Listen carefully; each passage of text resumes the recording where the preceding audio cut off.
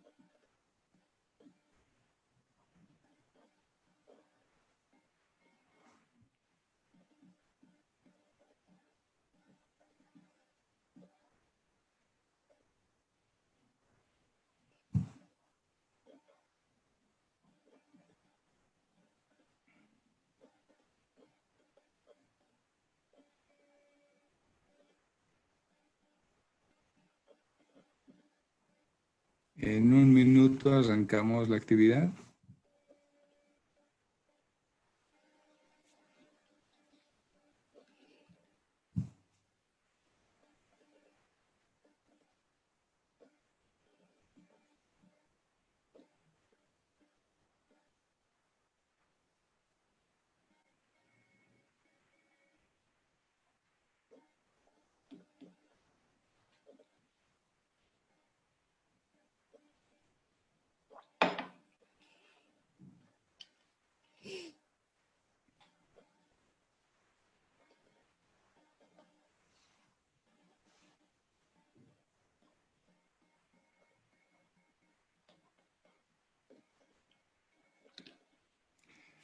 Tengan todos ustedes muy buenas noches.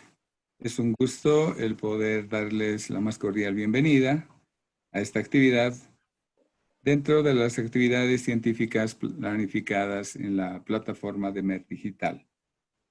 Mi nombre es Juan Carlos Gutiérrez, soy gerente de la línea Merck en Droguería Inti, y en nombre de nuestra compañía es un gusto el poder darles la más cordial bienvenida, reiterándole el agradecimiento a cada uno de ustedes por haber atendido la invitación extendida por cada uno de nuestros representantes.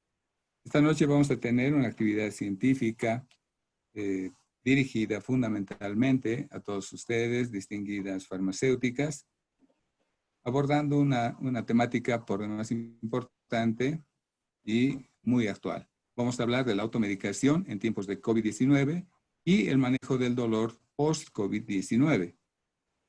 La exposición de esta noche ha de estar a cargo de la experta invitada, la doctora Rosemary Gross. Ella es médico internista en la ciudad de Santa Cruz. Y les voy a comentar brevemente su hoja de vida. La doctora Rosemary Gross Arteaga es médico internista, egresada de la Universidad Cristiana de Bolivia. Hizo su especialidad en medicina interna, otorgado por el Colegio Médico de Bolivia y la Sociedad Boliviana de Medicina Interna, y es miembro del Colegio Médico de Santa Cruz, miembro de la Sociedad Cruceña de Medicina Interna, además miembro de la Sociedad Boliviana de Medicina Interna, miembro de la Sociedad Latinoamericana de Medicina Interna, vocal de la Sociedad de Medicina Interna, secretaria general de la Sociedad Cruceña de Medicina Interna, es miembro del equipo de respuesta rápida de la ciudad de Santa Cruz y es miembro de la Asociación Panamericana de Infectología. Actualmente la doctora Gross se desempeña como jefe de docencia y enseñanza en el Hospital Universitario San Juan de Dios. Y esta noche la doctora tiene preparada una muy interesante presentación para todos ustedes. Sin más que decirles, me permito presentar una vez más a la doctora. Cuando usted guste, doctora. Muchas gracias, Juan Carlos, por la invitación al equipo Merck. Y bueno, agradecer a los participantes por darnos la oportunidad de poder compartir un poco la experiencia de COVID, ¿no? Y esperamos al finalizar la presentación que podamos despejar algunas dudas y aquellas que no fuesen dadas podamos un poco conversar después de la presentación. Entonces, Voy a compartirles mi pantalla.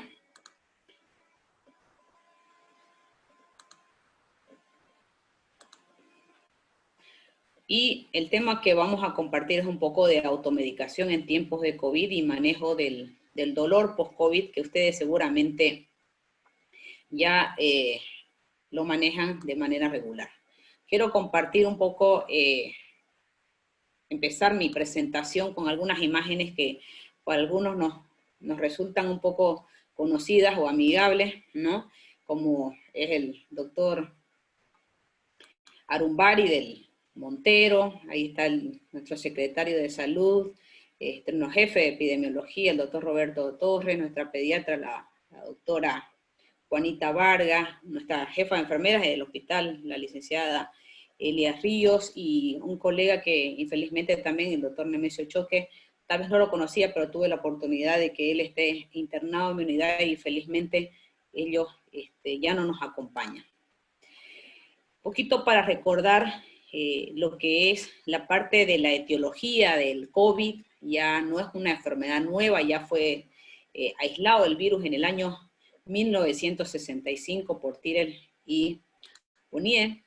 Y tenemos una serie de virus de coronavirus, ¿no? Inicialmente, al principio de la pandemia, había un laboratorio que nos corría una serie de unos paneles de coronavirus y resulta que un día me llega una interna y viene coronavirus positiva, nos causó una impresión grande, todos se quedaron asustados y resulta que no era el SARS-CoV-2, ¿no? o el COVID-19, sino pertenecía a otros coronavirus que también nos dan enfermedad respiratoria.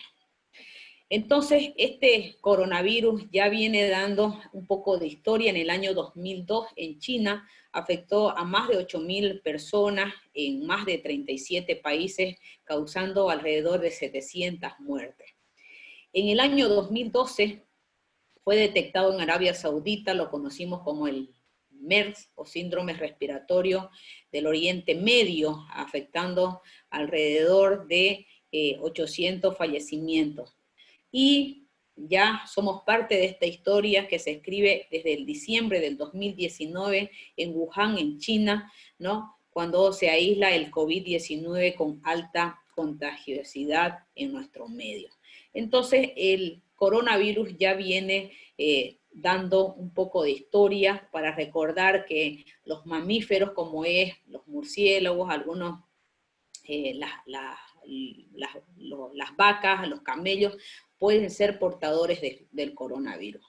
Al principio, el 23 de enero del 2020, nosotros mirábamos de lejos lo que era el COVID-19, ¿no? Y decíamos, estas cosas no van a poder llegar a nosotros, no es tan contagioso, de hecho el sarampión era mucho más contagioso.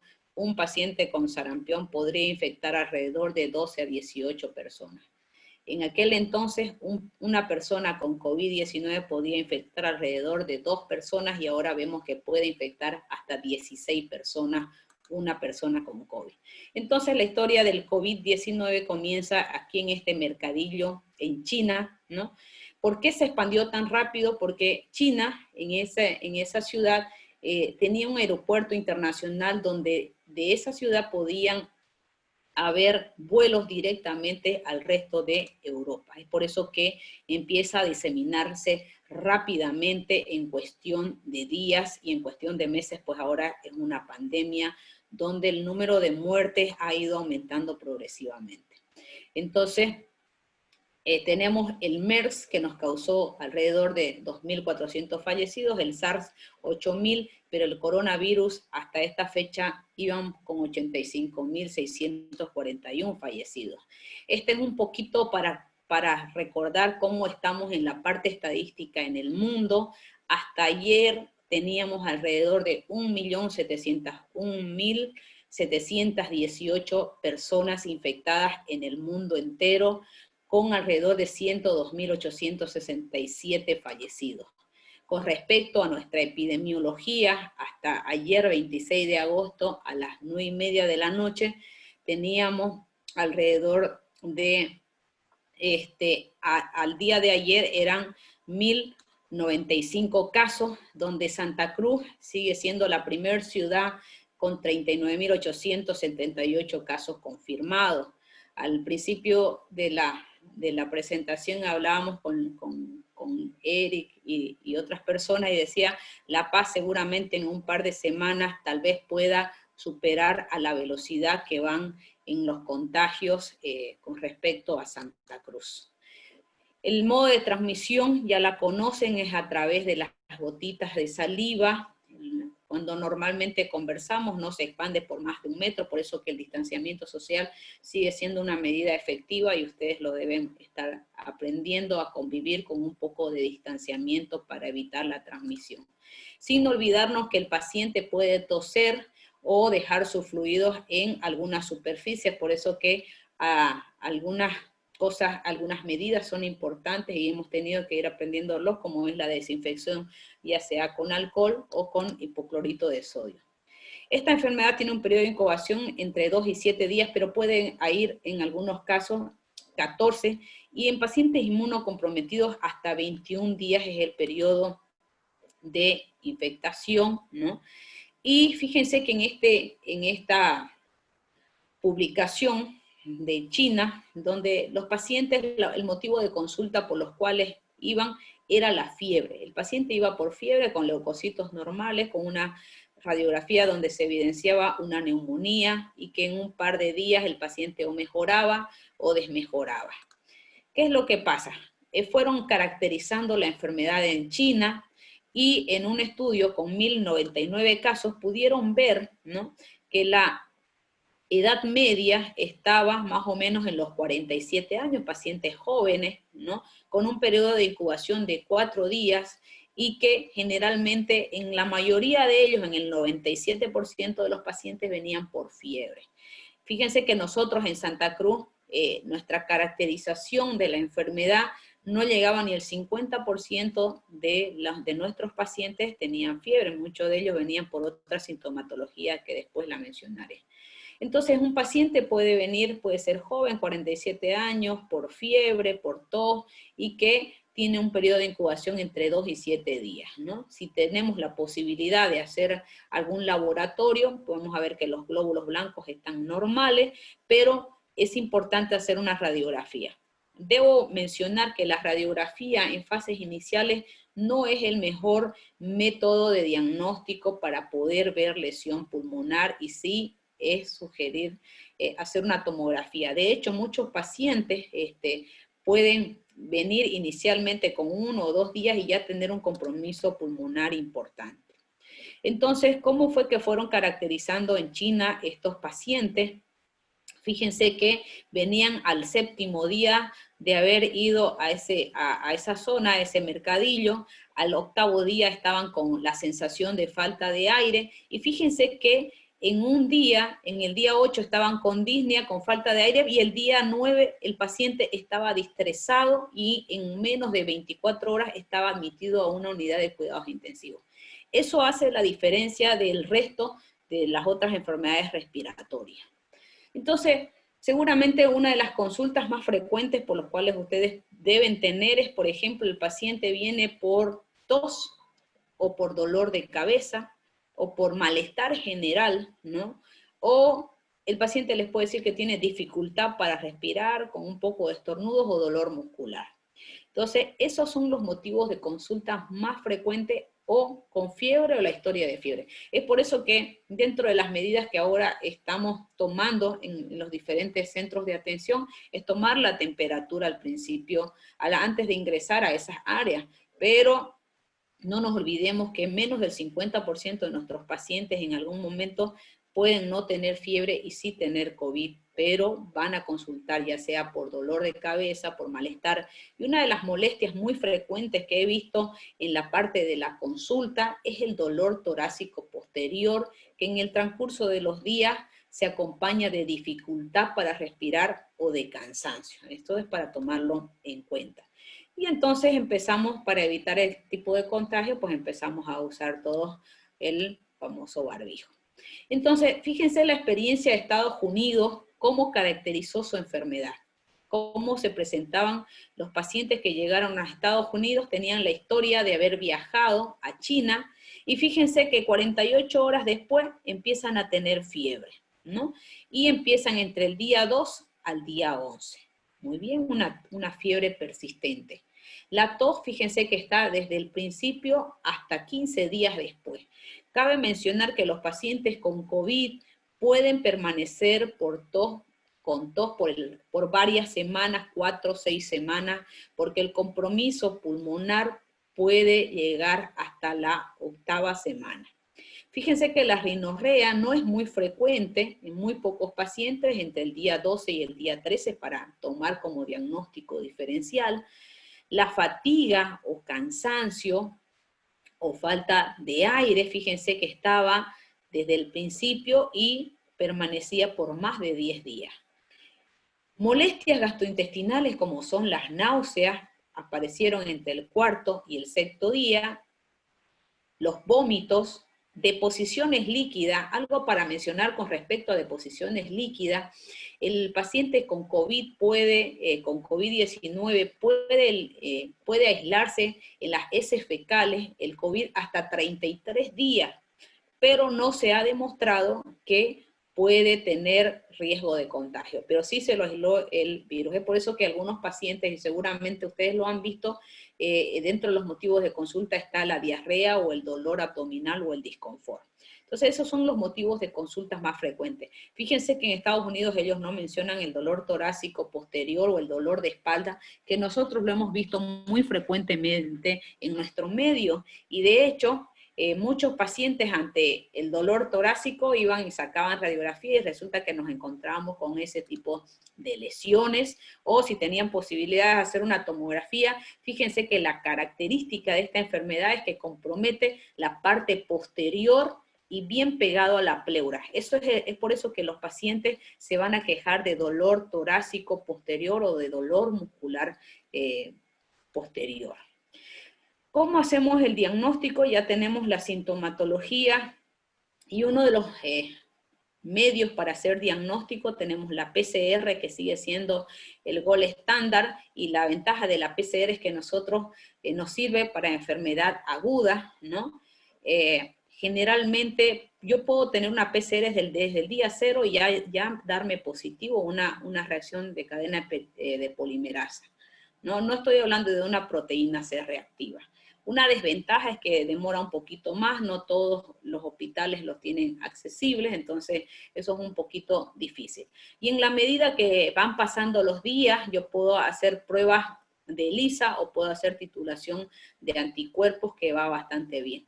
Con respecto a las pruebas rápidas, las pruebas rápidas tienen muy bajas sensibilidades, por eso que personalmente no las recomiendo.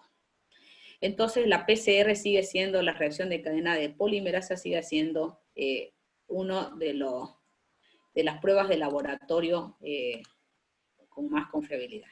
Entonces, como sabemos que la enfermedad, ¿no?, se contrae o se disemina a través de las vías respiratorias, pues la gente evita quitarse el barbijo hasta para dormir, ¿no? Ese es el resultado. Con respecto a tratamientos medicamentosos, básicamente vamos a dividirlos en los antivirales específicos, como son las experiencias del SARS, ¿no?, y del MERS, y un poquito del reposicionamiento de fármacos y el desarrollo de nuevas drogas. Con respecto a tratamiento de la actividad sobre las manifestaciones de la enfermedad, hemos usado los antitrombóticos, los antiinflamatorios y los inhibidores de la interleuquina. Entonces, el paciente empieza a pensar en polifarmacia, ¿no? Y entonces vamos a ir viendo algunos mitos con respecto a tratamiento, ¿no? Recordar, el mito número 1 es la ivermectina. Recordar que la ivermectina es un fármaco de uso veterinario generalmente y fue inventado para lo que son el uso de los parásitos, ¿no? Entonces fíjense que la FDA en un momento aprueba el uso de la ivermectina para inhibir la replicación del SARS-CoV-2, pero in vitro, ¿no? Fíjense, pero posteriormente, haciendo el estudio para ver las dosis recomendadas para poder utilizar y evidentemente tener un efecto de evitar la replicación viral, vemos que en la vida real las dosis que usualmente se utilizan son bastante pequeñas para llegar a ese efecto, y entonces hay que tener mucho cuidado con la ivermectina por el efecto tóxico, sobre todo en los seres humanos. Con respecto a la cloroquina, mito 2, que funciona en pandemia, se hizo estudios experimentales, ¿no? Y donde después de varios meses nos damos cuenta que la hidroxicloroquina en pacientes con COVID-19 tenían bastantes efectos colaterales, sobre todo en los pacientes que tenían enfermedad cardiovascular o que tenían riesgo de enfermedad cardiovascular. Entonces teníamos muchos efectos colaterales, alteraciones del QT, por lo tanto arritmias, ¿no? Después vimos que la hidroxicloroquina, hubo un estudio que se autorizaba el uso de la hidroxicloroquina asociado a la citromicina, y el resultado del estudio fue que se potenciaban para tener efectos adversos. Es por eso que actualmente ya no se los recomienda su uso.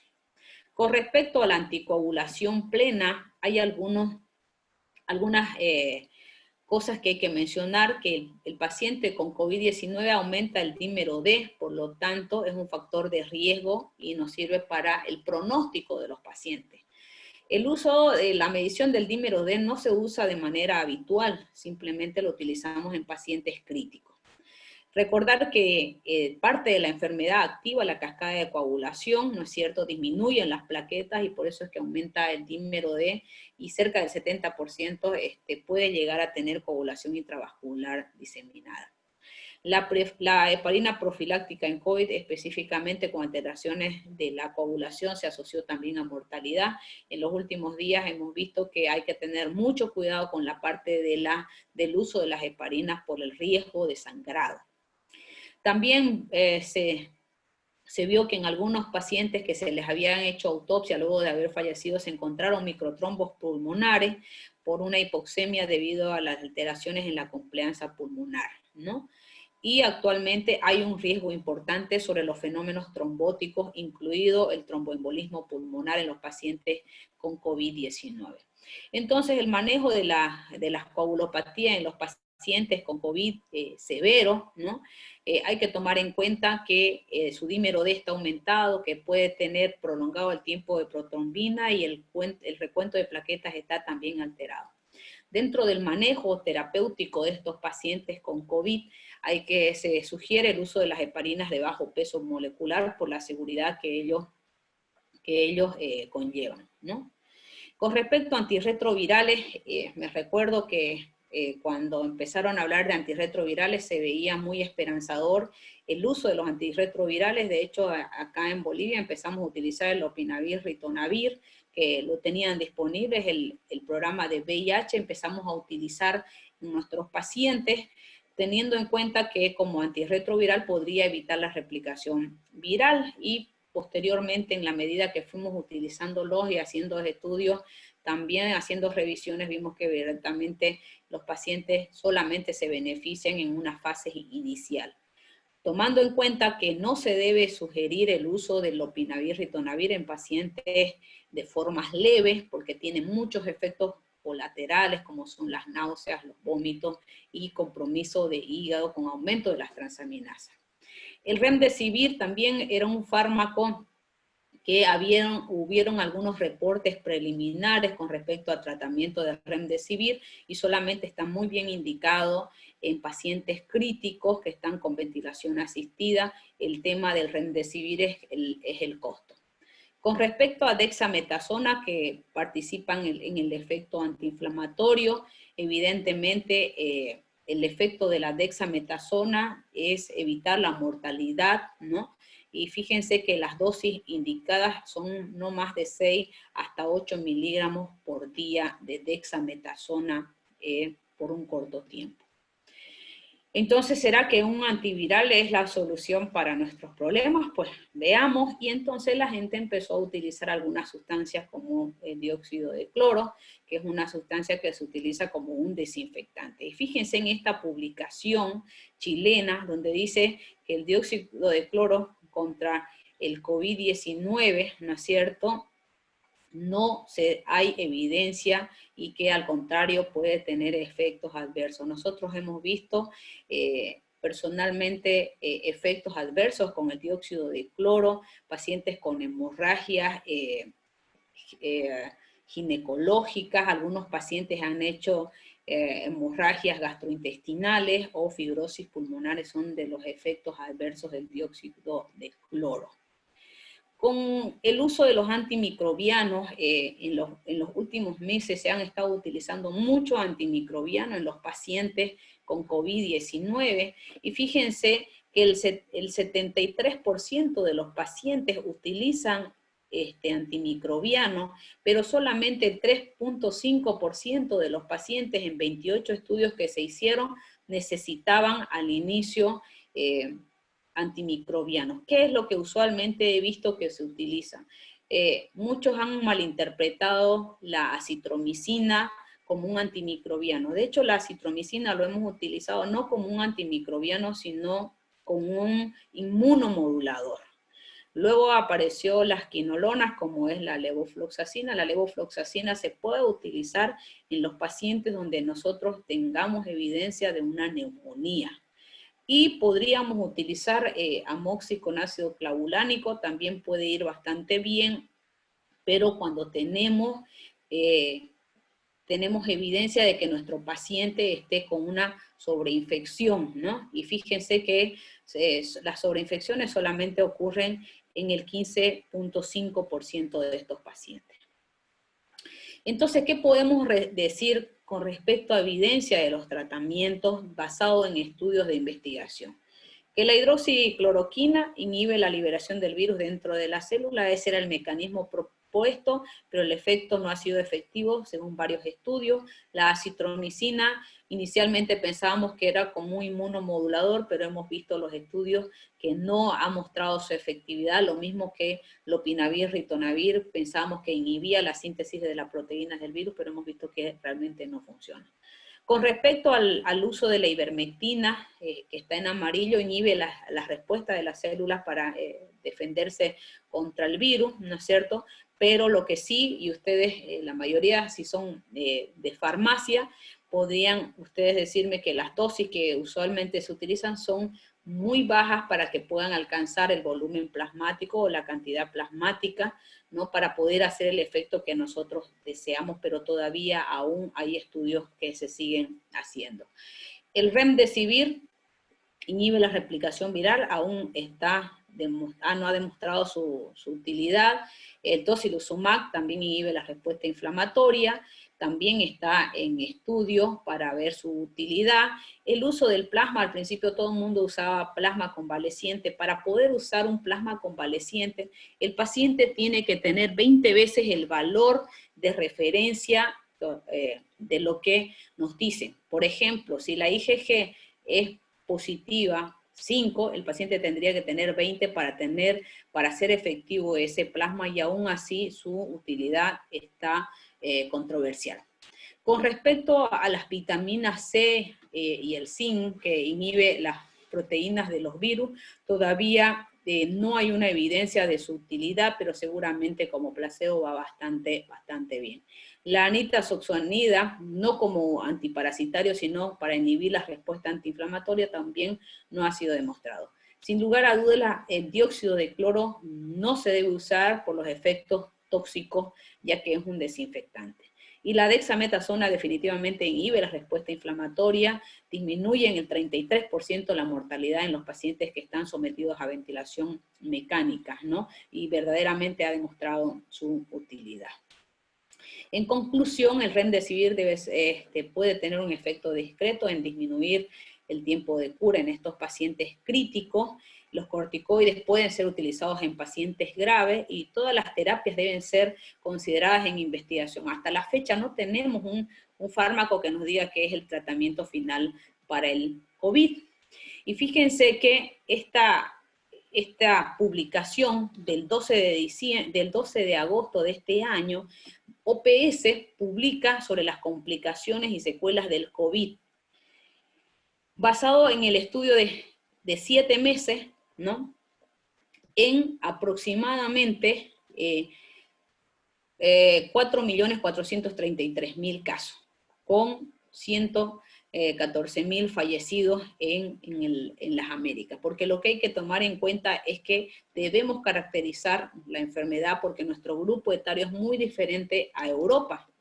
Entonces, ¿cuáles fueron las complicaciones que menciona en esta publicación la Organización Panamericana de la Salud? Que el 40% de los pacientes tienen formas leves del COVID, es decir, van a ir por fiebre, por tos, por disnea, por mialgia, por odinofagia, por fatiga, y seguramente acudirán a una consulta por una farmacia, por ejemplo, ¿no? Puede ir quejándose por estas molestias, el 40%. Y agreguemos el 40% van a ser formas moderadas, es decir, como una neumonía, es decir, tos, fiebre, sintomatología muy parecida a las leves, solo que ya hay un compromiso de la parte alveolar respiratoria. El 15% van a ser neumonías severas, eso sí van a ir a una consulta hospitalaria, y el 5% es un paciente crítico con insuficiencia respiratoria, con sepsis, con un choque séptico, o con un embolismo pulmonar, o con falla multiorgánica. Entonces, fíjese que casi el 80% de los pacientes va a hacer consulta ambulatorio, y alguno de ustedes podría ser su médico o su personal de salud que lo trate, ¿no? Entonces, hay unas cosas místicas que la gente consulta, ¿no? Esta publicación del 3 de abril. ¿Qué debo hacer para evitar el COVID? Aguantar la respiración y beber sorbos de agua para evitar el contagio. Definitivamente no funciona. La cloroquina o la hidroxicloroquina, tomar en cuenta que es cardiotóxica, no la prescriban de manera, si no tienen un electrocardiograma, si no hacen una evaluación cardiológica. Algunas cosas que la gente menciona, tomar agua con limón, vitamina C, ¿va a evitar el COVID? Pues definitivamente no. Tomar el té con algunas sustancias, hinojos, cosas alcalinas, ¿va a evitar contraer el COVID-19? Tampoco, ¿no? Agua hervida con ajo, también no funciona. Gárgaras con agua caliente, vinagre, sal, ¿va a eliminar el COVID? Tampoco, ¿no es cierto? Tomar algunas sustancias como, por ejemplo, para evitar el contagio del eucalipto, decía algunas personas, lo único que hemos llevado es a que nuestros árboles de eucalipto ya se queden sin hojas, entonces tampoco no es una medida eficaz. Con respecto a la automedicación, es un comportamiento no basado en la consulta y orientación médica adecuada, ¿no? Y puede ocasionar, al contrario, problemas para la salud de algunas personas, ¿no? Un ejemplo dañino durante esta pandemia es el consumo innecesario de algunos antimicrobianos, lo mencioné anteriormente, ¿no? Porque estamos hablando de un virus y no de una bacteria, ¿no es cierto? Y al contrario, cuando empezamos a utilizar antimicrobianos, estamos dañando nuestro sistema inmunológico y por lo tanto nos hacemos más vulnerables para los virus, ¿no? Entonces, en momentos de crisis es bueno consultar a un personal de salud para poder orientar con respecto a la medicación.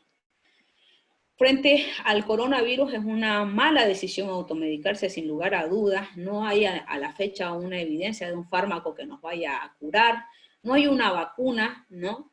Hace unos minutos mirabas, ¿no?, que hay algunos países cercanos como Perú que va a entrar para poder hacer estudios de algunas vacunas, ¿no? Entonces, pero las medidas más eficaces para evitar lo que es el desarrollo de las enfermedades son algunas medidas no farmacológicas, el aseo de las manos, el uso del barbijo, si vamos a toser hacemos con el ángulo interno del codo, y el aislamiento, ¿no es cierto?, o el distanciamiento es una de las medidas muy eficaces para evitar el desarrollo de las enfermedades. Esto es importante también mencionar, desconfiar de algunas publicidades, de algunos fármacos dudosos, ¿no? Las personas bajo tratamiento de seguir las prescripciones, ¿no? Es importante orientar nosotros como profesionales en la salud, orientar a nuestros pacientes, porque muchas veces pueden ir a consultarnos para comprar algún fármaco. Preguntemos, ¿no?, si ese paciente ya toma algún fármaco, porque podemos tener interacciones medicamentosas, entonces orientemos, ¿no?, porque podemos tener interacciones farmacológicas o eventos adversos en nuestros pacientes, ¿no? Entonces, además que la automedicación me puede encubrir síntomas de enfermedad o modificarlos, o en el peor de los escenarios provocarnos intoxicaciones o efectos adversos no deseados, ¿no? Entonces eso es importante al momento de orientar a nuestros pacientes al momento de hacer la consulta.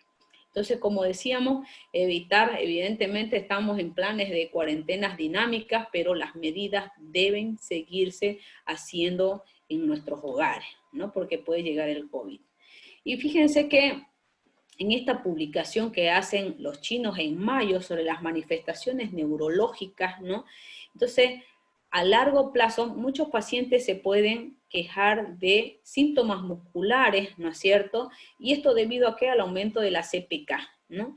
Entonces, algunos pacientes venían quejándose por algunos síntomas muy comunes, además de haber venido por la fiebre, ¿no?, la anorexia, y seguramente hay algunas manifestaciones del sistema nervioso periférico. Fíjense que la pérdida del olfato y la pérdida del gusto está asociado a compromiso del sistema nervioso periférico, pero también podemos tener otras manifestaciones como mialgia, dolores lumbares, ¿no?, en algunos de nuestros pacientes, eso debido al compromiso neurológico del COVID.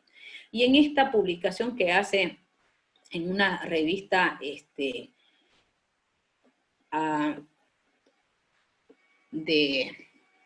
Europa, ¿no?, de España, de las complicaciones neurológicas por el COVID-19, fíjense que no es posible estimar la proporción, decía, con respecto a los síntomas neurológicos, pero sí ellos empiezan a relatar, ¿no?, una serie de 214 casos, manifestaciones periféricas, ¿no?, dolores musculares, algunos vértigos o dolores de cabeza. Y seguramente ustedes han de haber visto en su consulta, ¿no?, algunos pacientes que después de haber tenido COVID han ido por presentar algunas manifestaciones musculoesqueléticas, dolor torácico posterior, dolor lumbar, mayor frecuencia si tenían ciatalgias, vuelven a tener recaídas, ¿no?, o dolores musculares también pueden tener. Y fíjense que esto del compromiso neurológico ya está descrito, fíjense en el año 2002, una publicación, hay un compromiso de polineuropatía axonal, ¿no?, y rhabdomiólisis, mialgia. En el año 2012 también ya hay compromiso de dolor muscular y manifestaciones del sistema nervioso periférico. Entonces, ustedes pueden tener en un paciente, después de haber tenido COVID, esto, dolor lumbar posterior o dolor torácico posterior o reagudización de algunos dolores articulares, ¿no? En esta, fíjense que ya a finales de marzo lanzan esta publicación también en este estudio español, ¿no? Pacientes con mialgia en el 27% y cefaleas en el 12%. Entonces, es no más frecuente el compromiso neurológico en nuestros pacientes con COVID. Entonces, ¿y quiénes son los pacientes más vulnerables? Los adultos mayores, ¿no? Que ya tienen enfermedades concomitantes, hipertensión, diabetes, se mueven muy poco, ¿no? Entonces, estos son nuestros pacientes en los cuales tenemos que enfocar nuestro tratamiento para las fases de las complicaciones o manifestaciones tardías. Y fíjense, dentro de las secuelas del COVID está, además de la pérdida del gusto, del sabor, las fibrosis pulmonares están descritas, y fíjese que la fibrosis pulmonares va a retraer un poco la parte de la pleura, y si ustedes recuerdan la imagen donde teníamos la tomografía, tenía compromiso posterior, entonces eso provoca que haya una inflamación de la pleura y por lo tanto el paciente se puede quejar de dolor torácico, entonces ahí va muy bien un antiinflamatorio, ¿no? Otras, deterioro muscular, dolor o imposibilidad para poder deambular. Y fíjense, me gustó este cuadro y que quiero compartirlo. Fíjense que el diclofenaco, yo puedo utilizarlo asociado a otros fármacos sin tener eventos adversos. Entonces se puede utilizar con mucha seguridad. Y bueno, para no dejar de mencionar qué tenemos disponible y que lo quiero recomendar, yo personalmente en la parte de la consulta lo utilizo bastante. Si no tengo contraindicaciones, puedo utilizar un antiinflamatorio, ya mostré en el estudio anterior, 75 de diclofenaco, que va bastante bien asociado, ¿no?, a vitamina B1, B6 y B12.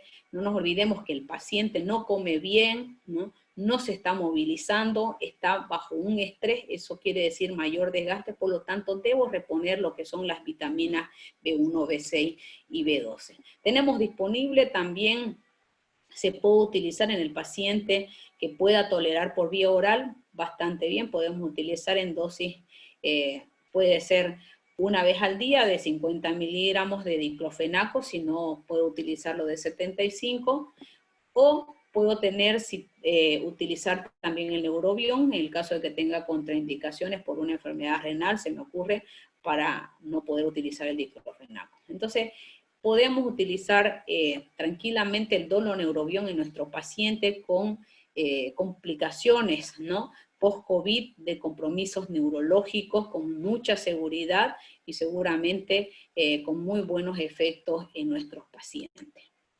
Entonces podemos utilizarlos ya sea por vía inyectable, ¿no?, cada 24, o podemos utilizar por vía oral, y en los pacientes que ya se quejen de dolor crónico podemos utilizar el doloneurobión rectal.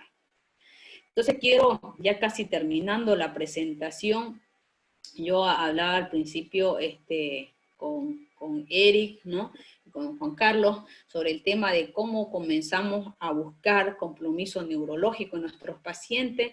Esta es nuestra segunda paciente de alta con insuficiencia cardíaca, fíjense, adulta mayor, con sobrepeso, obesidad, ¿no? Entonces, esta paciente ya estaba para dar de alta y resulta que no se movilizaba. Cuando luego de examinarlo, revisamos y resulta que nuestra paciente estaba con una ciatalgia, la prescribimos, le hicimos sus inyectables y nuestra paciente, como ustedes ven, pudo irse tranquilamente a casa. Acá un colega dado de alta, y un adulto mayor que luego de estar 2 meses internado en nuestro hospital fue dado de alta felizmente a su casa. Muy bien, entonces, sin más que decir, les agradezco. Este es mi hospital, el hospital más antiguo de Santa Cruz y creo que de Bolivia. Muchísimas gracias y espero las preguntas. Muchísimas gracias, doctora Gross, por tan excelente presentación y un abordaje bastante práctico sobre la temática planteada para esta noche. Han llegado ya algunas preguntas y les reiteramos a todos los asistentes que si tienen alguna consulta y quieren hacérsela a la doctora, pueden utilizar el icono de preguntas y respuestas ubicado en la parte inferior de sus pantallas. Los invitamos a que puedan hacerlo en tanto la doctora atienda las preguntas que hayan llegado. Daniela Yavi dice, buenas noches. Primeramente felicitar a los panelistas y a Merck. Yo ya pasé el COVID, pero a veces siento flema y dolor a la altura de los pulmones, más que todo por las noches y cuando bajan las temperaturas. ¿Qué debería de hacer? Muy bien. Gracias, Yabli, por la pregunta. Bien mencionaba, ¿no?, el dolor torácico en el COVID, por el compromiso pleural puede permanecer por varias semanas. Entonces, yo sugeriría uso de antiinflamatorios dependiendo de la tolerabilidad, ¿no? Se puede utilizar diclofenaco, se puede usar también ibuprofeno, puede ir bastante bien, ¿no? Algunos pacientes han referido, por ejemplo, odinofagia o cefalea, también se puede utilizar algún antiinflamatorio, va bastante bien. Con respecto a las secreciones pulmonares, ¿no?, no nos olvidemos que el compromiso alveolar demora hasta 8 semanas en revertir, entonces es posible que el paciente pueda referir un poco de secreciones pulmonares. Si no hay acompañamiento de fiebre que me pueda hacer pensar en que hay una sobreinfección pulmonar, simplemente se puede utilizar algunos fluidificantes, alguna N-acetilcisteína o utilizar ingerir bastante cantidad de líquidos si fuese necesario. Muchas gracias, doctora. La doctora María Guzmán Concha escribe, dice, ¿cuál es la razón por la que una persona da positivo en la prueba rápido y en la prueba de sangre, pero negativo en el hisopado nasofaríngeo? Bien, esa es una muy buena pregunta, ¿no? Con respecto a las pruebas rápidas, no nos olvidemos que la sensibilidad no es muy buena y hay que interpretar. Si yo puedo tener una prueba rápida con una IgM que puede permanecer positiva por un par de semanas, hasta 12 semanas puede ser una IgM positiva, y la IgG empieza a aparecer a partir de la sexta semana, ¿no? Entonces a veces la gente interpreta una prueba rápida positiva, pero es la IgG, que quiere decir periodo de curación. Entonces hemos visto que algunos pacientes a partir del día 12 ya podían tener una PCR o un hisopado nasofaríngeo, pueden tener ya negativos dependiendo de la carga viral del paciente. Otra situación que hemos visto en nuestra paciente cero de acá de Santa Cruz, me recuerdo de San Carlos, esa señora tuvo 57 días, si más no me recuerdo, o 67 días, permanecía positiva. Pero no significa que seguía infectando. Por la carga viral del paciente, esa paciente a partir del día 12 ya no contagiaba a nadie y simplemente lo que vemos son vestigios del virus, pero que no tiene la capacidad de poder contagiar. Entonces, hay que interpretar las pruebas de laboratorio. De hecho, yo no recomiendo que se hagan pruebas simplemente en pacientes asintomáticos, ¿no? Simplemente pruebas rápidas, ¿no? Generalmente mi sugerencia es hacer las pruebas de acuerdo a los días de evolución de la enfermedad. Se puede usar una PCR o una titulación de anticuerpos, entonces dependiendo en qué momento de la enfermedad yo estoy para que yo pueda hacer las pruebas de laboratorio. Muchas gracias. La doctora Eliana Soruco consulta, si la ivermectina inhibe la respuesta de la célula para defenderse del virus, ¿por qué los médicos lo están utilizando? Bueno, Eliana, es muy buena pregunta, Eliana.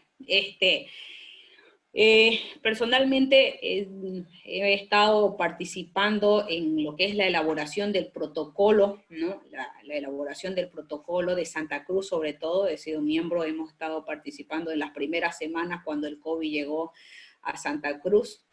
Y fue un motivo de discusión, ¿no? Que felizmente el presidente de la Sociedad de Farmacología de Santa Cruz, ¿no? De los farmacólogos, nos hizo una revisión muy exhaustiva y donde nos demostró desde el punto de vista científico que las dosis que usualmente estamos utilizando son infradosis, no alcanza a tener la cantidad de droga para poder hacer el efecto que deseamos, ¿no? Entonces, por eso que personalmente, pero eso es una posición muy personal, ¿no? Del tema de poder utilizar la ivermectina, personalmente yo no la recomiendo, pero esto basado en evidencias de que las dosis que actualmente se las sugieren son muy pequeñas para poder alcanzar el efecto de replicación del virus. Pero esperamos todavía, ¿no? Yo bien mostraba en la presentación, está en amarillo, ¿no? Para ver, esperaremos qué pasa en el transcurso de las semanas o los meses cuando nos lancen un estudio con evidencia donde sea neutro. No nos olvidemos que los primeros estudios que lanzan del uso de la ivermectina era el laboratorio que lo elaboró, era el propio que hizo, no es cierto, la publicación de que era efectiva.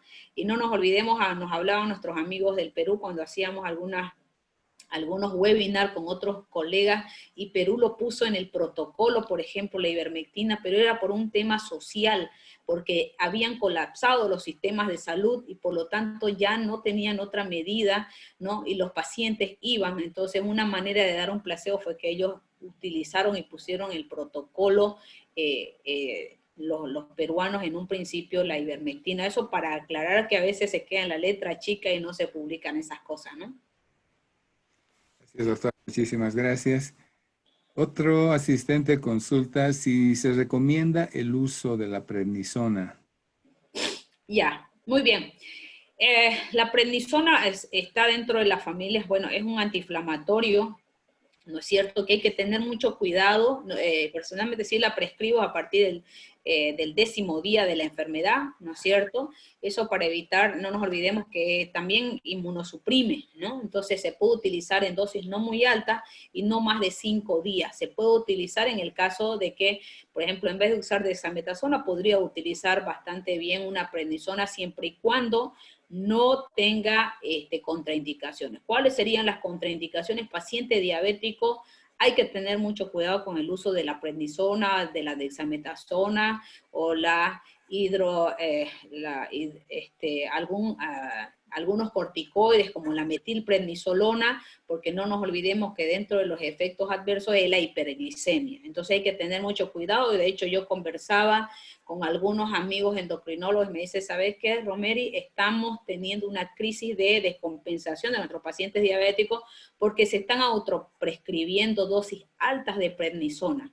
Entonces, ¿cuál es el efecto adverso de esos pacientes? Las descompensaciones de su diabetes. Entonces, eso hay que tener mucho cuidado. Se puede utilizar siempre y cuando no tenga efectos adversos. Hay que fijarse el número de días de la enfermedad, la sintomatología para poderla utilizar. Y definitivamente sí se puede utilizar la prednisona. Muchas gracias, doctora. Carol Galván escribe y dice, buenas noches, doctora. ¿Usted recomienda el uso de los kits para COVID que están recomendando y distribuyendo algunos sedes? Ay, ya. Sí, por acá, por mi casa, también tocaron la puerta para ofrecernos un poco de ivermectina y los kits, ¿no? Definitivamente, una de las cosas que yo puedo recomendar con respecto al manejo del COVID es individualizado.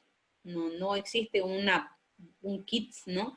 Hay pacientes que tienen contraindicaciones. Yo no le puedo dar un antiinflamatorio si mi paciente, por ejemplo, tiene insuficiencia renal crónica, que son de los pacientes que más ha afectado del COVID por la inmunodepresión, ¿no? Hay que tener mucho cuidado, hay que ver, ¿no? A veces les dan he visto algunos kits, aspirina, no nos olvidemos que la aspirina yo no la recomendaba porque tengo alteraciones en el paciente con COVID, ya tengo alteraciones en el número de las plaquetas, entonces no es lo mismo hablar de antiagregación por la famosa uso de las aspirinas que vive dentro de alguna de las listas que alguien daba. No las recomiendo, de hecho va a empeorar las molestias gastrointestinales que ya las mencionaba dentro de la sintomatología del COVID, ¿no? Entonces, personalmente yo no estoy muy de acuerdo con ese tema de tener los kits, de que definitivamente tenemos que tener algunos fármacos, algunos antiinflamatorios en casa, ¿no? Es importante siempre y cuando no tengamos contraindicaciones, pero el tratamiento del COVID debe ser individualizado, ¿no? Porque cada paciente puede progresar de diferente manera. Entonces, hay que individualizar y caracterizar a cada paciente para dar la medicación. Muchas gracias, doctora. Otra consulta dice, si alguien tuvo contacto con una persona que dio positivo, pero no tiene síntomas y además haciéndose una prueba rápida le da negativo, ¿se recomienda hacer una prueba ELISA? Ok, esa es una muy buena pregunta, ¿no?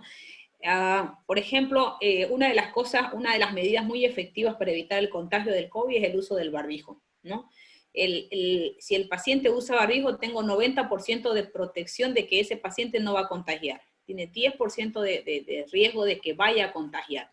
Ahora, si yo uso barbijo, tengo 90% de protección también. Entonces, una de las medidas que en Santa Cruz ha funcionado muy bien para disminuir, creo yo, la casuística es el uso del barbijo en muchas partes y la conciencia de que la gente se vaya higienizando las manos. Eso definitivamente es una medida muy eficaz. Con respecto, ¿qué yo recomiendo? Y al principio de la pandemia me recuerdo que atendía como 30 consultas al día. El personal de salud después de atender y decía, yo atendía al paciente y me voy a contagiar. Y yo le decía, ¿tuviste barbijo? Sí, el paciente tenía, Sí, bueno, ahí ya, no hay riesgo. ¿Hiciste algún procedimiento invasivo? ¿Estuviste cara a cara a menos de 1 metro por más de 5 minutos sin barbijo?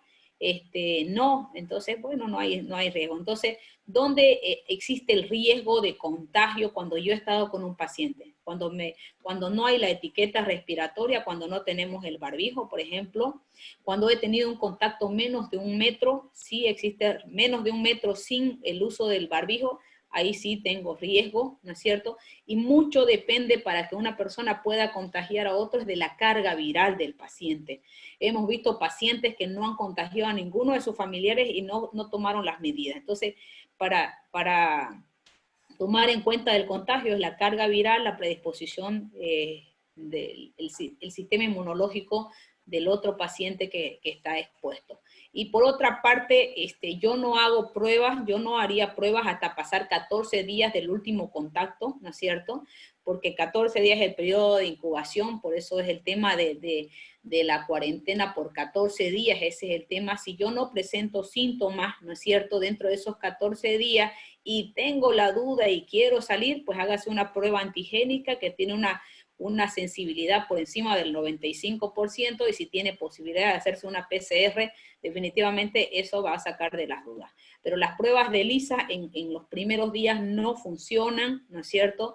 Y hay mucho problema con las pruebas rápidas porque hay mucho falso negativo, entonces no lo recomiendo. Muchas gracias, doctora. Muy clara la explicación.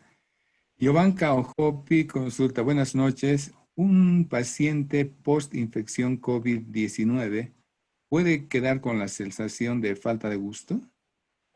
Sí, bueno, con respecto a la sensación de falta de gusto, normalmente eso puede durar normalmente hasta 2 semanas es lo que yo he visto máximo, sí, 20 días que el paciente ha perdido el gusto, por ejemplo, ¿no? Está dentro de las manifestaciones, y yo les decía, eso se recupera. Si el paciente empieza a mejorar la sensación de olor y de sabor, eso es un tema ya que el paciente está entrando en un periodo de curación. Pero una de las cosas que yo he visto, pero todavía falta ver, nos falta todavía hacer un poco más de estudios, en la sala de COVID, en paciente crítico, no he tenido ningún paciente crítico que hubiese tenido pérdida del olor y del sabor. Y yo digo, para mí la pérdida del olor y pérdida del sabor de los alimentos, para mí es buen pronóstico porque no he tenido ningún paciente complicado que hubiese tenido esas dos manifestaciones.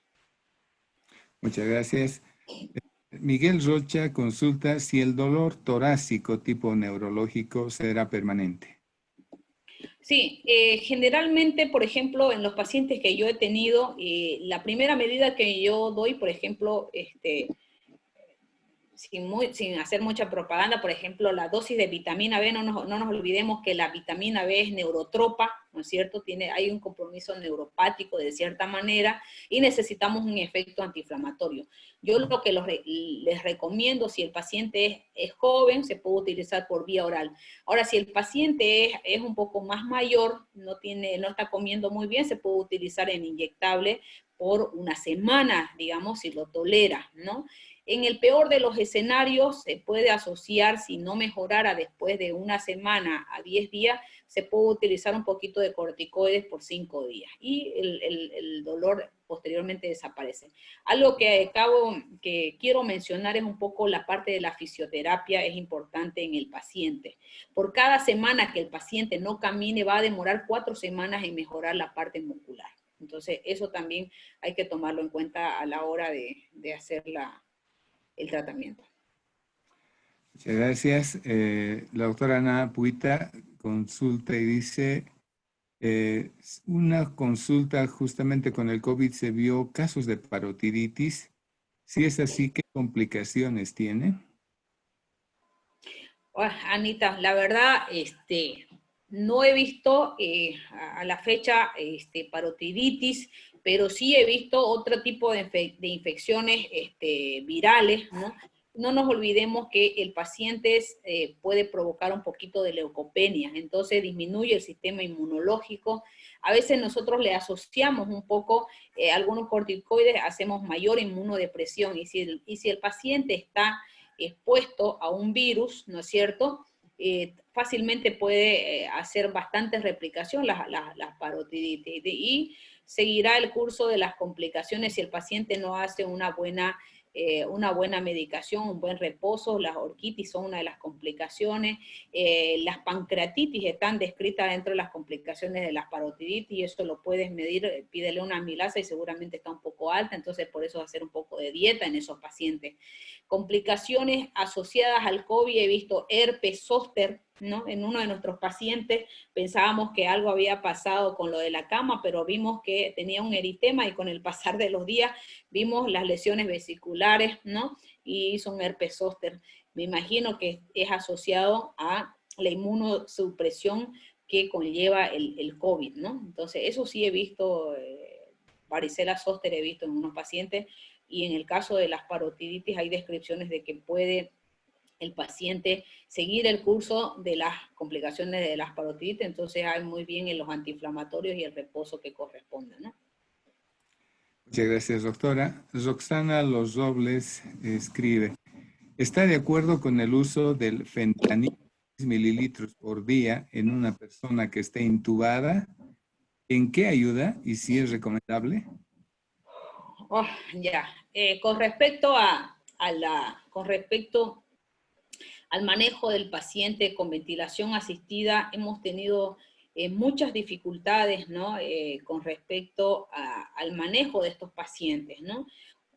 Una de las dificultades hemos tenido un poco de falta de fármacos, seguramente Juan Carlos usted lo verá y Gustavo lo verán en las próximas semanas en la ciudad de La Paz, cuando el número de pacientes críticos empieza a aumentar.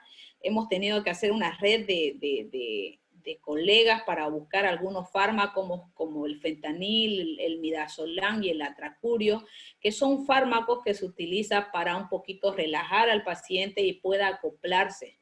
Las complicaciones que nosotros estamos viendo muy frecuentemente en nuestros pacientes críticos es que después de un par de semanas, cuando el paciente ha llegado ya muy tarde y la enfermedad ha evolucionado, tenemos muchos problemas de acoplar al ventilador. Es por eso que seguramente mencionaba el uso del fentanil. El fentanil lo utilizamos para que nuestros pacientes puedan estar con pseudoanalgesia y puedan acoplarse prácticamente. Pero seguramente el fentanil, el atracurio, el midazolam son fármacos que en algún momento hemos tenido que utilizar lo que teníamos porque no había para comprar, ¿no? Por el número de pacientes que los requerían, ¿no? Entonces, y un sobreprecio impresionante con respecto a lo que usualmente utilizábamos, ¿no? Comprábamos.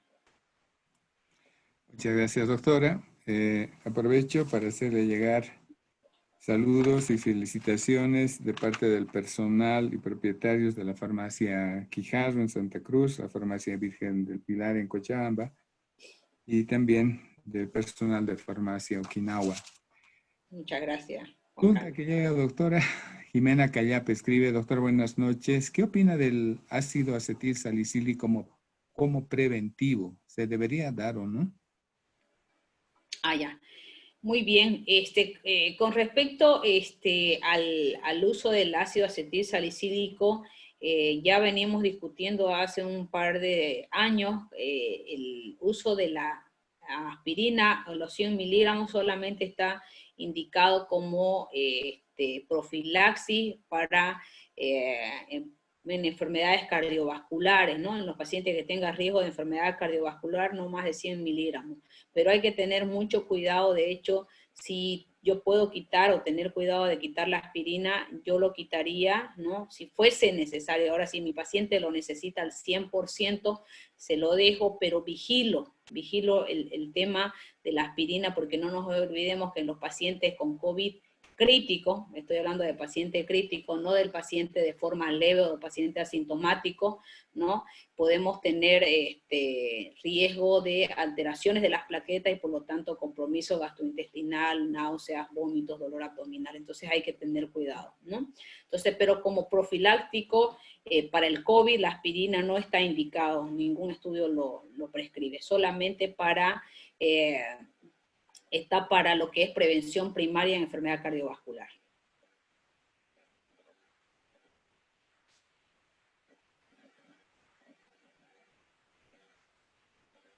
No le escucho, Juan Carlos. Está con su Creo que micrófono apagado. Ahora sí. Perdón, doctora. Miriam Steikit escribe si la acetilcisteína tiene alguna utilidad en el tratamiento del COVID. Ya. Nosotros la N-acetilcisteína lo utilizamos más que todo como un fluidificante, ¿no? En los pacientes que ya están con una neumonía por COVID, ahí sí lo utilizamos bastante bien. No lo utilizamos personalmente en pacientes con formas leves o neumonías puras, no la utilizamos. Sí las prescribimos en los pacientes graves o en pacientes críticos, sí está bien, bastante indicado. Sobre sobre el mismo tema, hay otras dos consultas en relación al tiempo de empleo de la acetilcisteína y la Bueno, dosis. Normalmente se pueden utilizar 300 miligramos cada 8 horas, dependiendo de los pacientes. Por ejemplo, yo puedo tener un paciente ventilado por semanas, ¿no? O sea, no hay un tiempo límite para usar la N-acetilcisteína por vía, sobre todo por vía endovenosa, ¿no? Todo va a depender de la evolución del paciente. Lo utilizamos sobre todo para el manejo de las secreciones en pacientes críticos, ¿no? Ahí lo utilizamos bastante bien, lo prescribimos frecuentemente en los pacientes críticos. Muchas gracias, doctora. María Angélica escribe, ¿durante qué tiempo se debe tomar la hidroxicloroquina? Y si es efectiva. Bueno, en la hidroxicloroquina, fíjese que los estudios que yo mostraba, algunos países de hecho ya no la están utilizando, ¿no? La hidroxicloroquina, pero lo ideal es no más de 5 a 7 días es el tiempo en que se debe utilizar, no más de 7 días. De cierta manera yo decía, y conversamos un poco con los reumatólogos, pareciera que tiene un efecto de cierta protección en los pacientes reumáticos, ¿no? Pues no he tenido ningún paciente internado con artritis reumatoide o enfermedad inmunológica que se hubiese complicado porque venían utilizando la hidroxicloroquina. Tal vez en algún momento los reumatólogos y los inmunólogos nos dirán sus experiencias con sus pacientes, si alguno de ellos se ha complicado de los que estaban utilizando hidroxicloroquina, ¿no? Pero en un paciente que usualmente no lo utiliza, no más de 7 días es lo bien indicado, ¿no? Las personas que todavía no tienen disponible otros fármacos y lo único que tienen disponible es la hidroxicloroquina, pues hay que usarlo. Nosotros al principio lo usamos, no nos fue mal, ¿no? Pero algo que sí he visto en la práctica diaria, que los pacientes con enfermedades inmunológicas, AR, ¿no? O lupus eritematoso, que vienen utilizando hidroxicloroquina, de cierta manera no han tenido complicaciones mayores, han tenido formas leves a moderadas, por si acaso. Obviamente que el grupo tampoco es muy grande, pero la experiencia que les puedo compartir con ustedes de los pacientes que hemos visto en el hospital y también en la parte privada, eso es lo que les puedo comentar con respecto a la hidroxicloroquina. Muchas gracias, doctora. Ya casi concluyendo la ronda de preguntas, tenemos un par más. Ronald Ramos escribe, en pacientes diagnosticados con lupus, ¿cuál sería el tratamiento de elección? Bien, yo por ejemplo, si mi paciente con lupus eritematoso, dependiendo, lo primero tengo que definir si mi paciente es formas leves, moderadas o severas, ¿no? O sea, eso es lo primero. Si mi paciente tiene formas leves, está utilizando su hidroxicloroquina, ¿no es cierto? Lo dejo y espero más o menos el 10º día. Si en el 10º día tengo algunas complicaciones, puedo asociar una dexametasona o una prednisona tranquilamente, y si estoy pensando que mi paciente se está complicando y tengo la posibilidad, podría asociar enoxaparina, heparina de bajo peso molecular, ¿no? Si mi paciente pesa menos de 80 kilos, 40 miligramos subcutánea día. Si es menos de 100 kilos, 60, y si es más de 100 kilos, 60 miligramos 2 veces por día en el caso de las heparinas de bajo peso molecular. Eso es lo que usualmente podemos utilizar, ¿no? Ya si veo que mi paciente estoy pensando que hay una sobreinfección, bueno, agregaré los antimicrobianos si fuese necesario, ¿no? Si fuese necesario los antimicrobianos, y sobre todo quitar sus fármacos, ¿no? Los fármacos que utiliza, porque de ahí voy a tener complicaciones de la enfermedad de base, ¿no? Eso sobre todo. Muchas gracias, doctora. Y justamente Janet Saavedra, en relación a la heparina de bajo peso, ella consulta que al no poder conseguir en el mercado la misma, ¿qué otro medicamento? Bueno, sí, eso es un tema, ¿no? Yo le decía a Juan Carlos, así que si puede, y Gustavo también, guárdense sus heparinas, porque definitivamente una de las cosas que no ha caído a la fecha, ¿no? Es el uso de la anticoagulación, ¿no? Como lo mencionaba, el uso de la heparina. ¿Qué pasa si no tengo la enoxaparina, que es una es bastante segura, ¿no? Si no tengo, puedo utilizar las heparinas convencionales que las utilizábamos a razón de 5.000 unidades cada 12 horas, ¿no? Pero ojo que hay que tener mucho cuidado con el uso de las heparinas, ya sea por vía endovenosa, la heparina sódica, 5.000 unidades cada 12 horas, o si no tuviese las heparinas de bajo peso. O se pueden utilizar, utilizan algunos anticoagulantes por vía oral, pero el paciente ya tendría que estar en periodo de recuperación. Normalmente se debe utilizar la anticoagulación por 1 a 2 meses. Se ha visto que se debe dar, ya no heparinas por vía parenteral, sino se debe utilizar alguna anticoagulación para poder seguir con el paciente, ¿no? Se puede utilizar. Gracias, doctora. Y una preocupación que le escribe Raquel Ordóñez Larrazábal, dice, ¿qué hay de cierto de que aquí a un tiempo todos estaremos contagiados con COVID-19 a pesar de tener todos los cuidados? Oh, bueno, quien les habla, atendió al segundo paciente de Santa Cruz, porque la primera señora venía dando vueltas por la ciudad porque todo el mundo bloqueaba los hospitales para que no ingresen, que la señora de San Carlos, mientras bloqueaba, me recuerdo, el hospital, yo atendía por una puerta, entraba el otro paciente y hacíamos el diagnóstico en el patio porque no nos dejaban ingresar, ¿no? Y vengo atendiendo pacientes con COVID desde el 15 de marzo a la fecha, a cargo de la unidad de COVID, ¿no?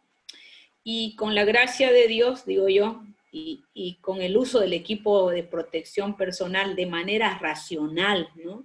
La doctora Gross, pese a que entra a ver COVID, 2 veces he usado mameluco, pero sí uso mi mascarilla N95, mis lentes de protección, mi lavado de manos, mi bata, mis guantes si voy a tocar, y listo, y las medidas deben seguir de manera permanente sin bajar la guardia. Ropa de uso hospitalario para el hospital, antes de salir al hospital, me tengo que cambiar, me tengo que asear, y hasta la fecha varias gente de mi equipo que venimos trabajando y atendiendo COVID, no nos hemos enfermado, no es cierto, pero con el debido cuidado y de manera, ¿no es cierto?, sistemática, todos los días venimos haciéndolo, ¿no? Es así de involuntario como cuando nos subimos al auto y nos ponemos el cinturón de seguridad. El segundo paso es usar el barbijo. Si hay alguien al lado en el vehículo, hay que usar el barbijo. Y la higiene de manos, el alcohol en todas partes, felizmente está disponible. Entonces, si no tengo alcohol, pues me puedo lavar las manos. Esas siguen siendo las medidas eficaces, ¿no es cierto?, que hasta la fecha esas no han cambiado y permanecen siendo las medidas más efectivas para evitar el COVID. Seguramente en algún momento que nos descuidemos, tal vez nos logremos infectar. Esto es tal vez inevitable, como el H1N1, como el H3N2, ¿no es cierto? Seguramente en algún momento nos toque cuando bajemos la guardia y creemos que todo esté relativamente bien. Seguramente ahí es el mayor riesgo, pero mientras estemos atentos, alertas, ¿no es cierto? Vigilantes, digo yo, vigilante dice, ¿no?, mirar con atención y para ver, tomar una medida, entonces yo creo que podemos seguir yendo bien, ¿no? Y una de las cosas que al principio de la pandemia decíamos, yo no me quiero infectar, era uno de los pensamientos, ¿no? Y como cuando ya vimos que esto era inevitable, decíamos, bueno, si nos enfermamos, que seamos formas leves, ¿no? Nos queda más, seguramente. Eso ayuda, ¿no?, con el estrés, ¿no? pero el tema de que en algún momento podemos contagiarnos, seguro que sí lo vamos a hacer, pero esperemos que lo hagamos de formas leves, ¿no es cierto? Y que creemos inmunidad, que es lo más importante, ¿no? Que tengamos la capacidad de desarrollar nuestra inmunidad para evitar las famosas recaídas, que eso es lo que más se teme, ¿no? Entonces, seguramente que sí. Sí, sin duda, doctora. Esta última recomendación y recordatorio que usted hace, sin duda, es muy importante para todos, cada uno de nosotros. De esta manera hemos llegado a la conclusión de esta actividad, comentándole, doctora, que hemos tenido una excelente asistencia y una participación de farmacias distribuidas a lo largo y ancho de todo el país. Y a nombre de ellas le queremos hacer llegar nuestro sincero agradecimiento. También agradecemos las preguntas que nos han hecho llegar. Sin duda enriquecen la ponencia del panelista y hace que pueda de esa manera transmitir toda la experiencia y bagaje de conocimientos que tiene. En este caso ha sido así, doctora, y agradecemos la atención a cada una de las consultas. A ustedes, Juan Carlos, les agradezco a este ustedes espacio, por la oportunidad de estar, pero sobre todo a la gente que permite que uno pueda llegar a sus casas, ¿no? Decía, ¿no? Y que ellos puedan participar y despejar de estas cosas de COVID que uno no termina de aprender, ¿no? Así es, doctora, es un continuo aprendizaje y como usted decía a lo largo de la charla, esta enfermedad va arrojando día a día nuevos conocimientos y es sin duda muy importante estar actualizados en forma permanente. Y una muy buena forma de hacer esto es precisamente el asistir y programar este tipo de eventos científicos. Querida doctora Gross, a nombre de Droguería INTI y la línea Merck, le queremos extender nuestro sincero agradecimiento por el tiempo de preparación de tan excelente charla y por haber atendido la invitación que ha beneficiado sin duda una gran cantidad de participantes. También quiero agradecer el trabajo previo de coordinación de mi colega Eric Ibáñez y del colega Gustavo González, quienes han estado muy al pendiente de toda esta actividad también. Al grupo de colaboradores de Merck, los representantes médicos distribuidos a lo largo del país, que han participado activamente haciendo llegar las invitaciones a sus clientes, también les queremos dar las gracias. Con esto concluimos la actividad, extendiendo una nueva invitación en próximos días y les haremos llegar con la atención adecuada para que todos ustedes puedan estar nuevamente unidos a través de la actividad científica, a través de la plataforma digital de Merck. Conmigo es todo. Muy buenas noches. Gustavo, Eric. Muchas gracias. Pedida, por favor. De mi parte, agradecer nuevamente a la doctora, nos ha llenado de más información, más actualización y bueno, a los asistentes, gracias por estar junto a nosotros. Estamos pendientes de lo que vaya pasando con esta enfermedad y por supuesto con Merck vamos a estar atentos a las necesidades de toda la población. Gracias, doctora, un gusto verlo nuevamente. A usted, Gustavo. Muchas gracias, doctora, por la ponencia. Excelente.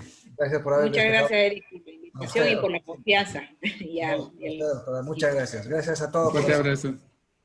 Que estén bien. Listo. Hasta luego. Gracias. Hasta luego. Hasta luego a todos. Gracias. Hasta luego.